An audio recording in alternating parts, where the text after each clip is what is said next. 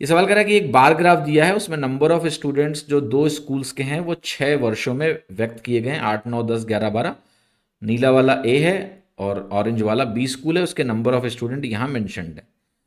आपसे कह रहा है what is the ratio of students taken for all years together from school B to that from school A. तो हमें क्या करना है कि बी स्कूल का टोटल लेना है और ए स्कूल का टोटल लेना है और इसका हमें रेशियो लिखना है। अच्छा, सबसे पहला एक काम ये करना, ठीक है, वीडियो को पॉज करना, ठीक है, सॉल्यूशन तुरंत मत देखना इस क्वेश्चन का। वीडियो पॉज करके बस क्विकली सोचो कि बी ज्यादा होगा या ए ज्यादा होगा। सोचो सोचो सोचो, 30 सेकंड के लिए सोचो। केवल डायग्राम देख के, टोटल करना नहीं है, बस सोचना है देख के, ऑब्जर्वेशन स्किल। देखो कि क्या बी ज्यादा होगा तुम्हारे हिसाब से, क्या ऑरेंज वाला टोटल ज्यादा होगा या नीला वाला टोटल ज्यादा होगा। ठीक है, पॉज कर दो। ठीक है, आशा करता हूं आपने पॉज किया होगा। देखो क्लियरली दिख रहा है कि नीला, नीले की ऊंचाई देख देख के पता चल रहा है कि नीले का टोटल ज्यादा होगा। नीला यानी ए हमारा नीला है भाई, ए हमारा नीला वाला है, तो ये ज्यादा होगा, ये अधिक होगा। अगर ये अधिक होगा मुझे दिख गया, तो जो आंसर मुझे लगाना है उसका दूसरा वाला पार्ट जो कि ए का टोटल है वो अधिक होगा, तो वो पहले वाले से अधिक होगा। यहां है यस, तो हो सकता है। दूसरे वाले में है नहीं, दूसरे वाले में छोटा दिखा दिया, गलत है।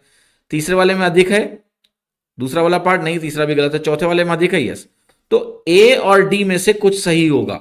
अगर ऐसा ऑप्शन होता, मान लिया ये ऑप्शन भी, ये ऑप्शन कुछ ऐसा लिखा होता कि भाई 401 रेशियो, मान लिया 401 रेशियो, मान लिया लिखा होता 370, ऐसा लिखा होता, क्या आप काट देते इस आंसर को भी? यस। तो ये ऑब्जर्वेशन से कई बार हो सकता है आपको उत्तर मिल जाए, नहीं भी मिला एटलीस्ट 2 ऑप्शन तो आपने गलत कर दिए। ठीक है, ऑब्जर्वेशन से। अब निकाल लेते हैं।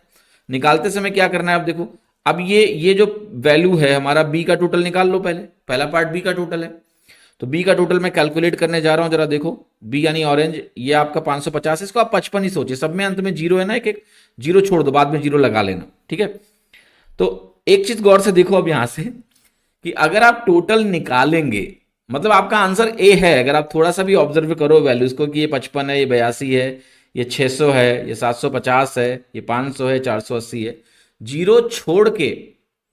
क्योंकि हमें क्या करना है बेसिकली, जब रेशियो हमें कैलकुलेट करना है तो टोटल निकालना है, तो टोटल जरा कैलकुलेट कर लेते हैं सबसे पहले। ठीक है, फिर ए आंसर क्यों आएगा वो आपको समझ में आ जाएगा। ठीक है, टोटल अगर आप तेजी से करोगे तो आपको दिख जाएगा, नहीं तेजी से करोगे तो थोड़ा समय लगेगा। ठीक है, तो जरा सॉल्व कर लेते हैं। देखो ये वैल्यू 55 है, 55 में हमने 82 जोड़ा, 137 आया। 137 में हमने आपका जोड़ा 60, सो आपका आया 197। 197 में हमने 75 जोड़ा, तो आपका आया 272। 272 में हमने 50 जोड़ा, 322। और 322 में हमने 48 जोड़ा, तो वैल्यू कितनी आई? 370। 322 में 48 जोड़ने पे, यानी अब एक जीरो सब में था, तो ये वैल्यू आपकी 3700 आ जाएगी, 3700। अब ये 3700 देखते ही आप बोल देना कि आंसर ए ही होगा, क्योंकि भैया 3700 को काट के तुम 401 नहीं ला पाओगे। ठीक है, 401 नहीं आएगा, तो पहला आंसर ही हो गया। अब समझ में आ गया, एक जीरो ही कटेगा, दूसरे का टोटल निकालोगे तो भी एक जीरो कट जाएगा।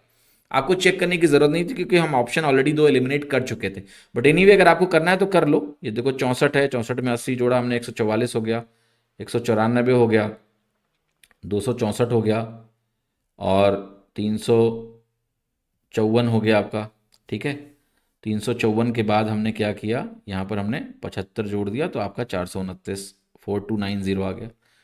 ठीक है, ये जीरो जीरो कट गया, तो आंसर आपका ए आ गया। राइट, मैं डायरेक्टली दो दो डिजिट को जोड़ रहा हूँ। अगर आप दो दो डिजिट एक साथ नहीं जोड़ सकते हैं तो आप सिंगल सिंगल डिजिट, जैसे आप जोड़ते हैं ना 64, 82, 64, 80, ऐसे करके लिख के आप जोड़ लीजिए, जो भी आपको कन्वीनियंट लगता है। मैं दो डिजिट डायरेक्टली दो डिजिट में जोड़ सकता हूँ, इसलिए मैंने डायरेक्टली दो दो डिजिट को